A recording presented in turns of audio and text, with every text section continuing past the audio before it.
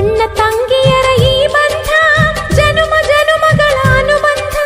ಅಣ್ಣ ತಂಗಿಯರ ಈ ಬಂಧ ಜನುಮ ಜನುಮಗಳ ಅನುಬಂಧ. ಜೀವಕ್ಕೆ ಕೊರಳು ದೇಹಕ್ಕೆ ನೆರಳು ನಾವಾಗಲೆಂದು ಹರಸುತ್ತಿದೆ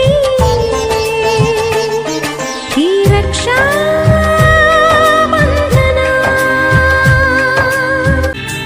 ನೀ ಹುಟ್ಟಿ ಬಂದ ಶುಭ ದಿನವೇ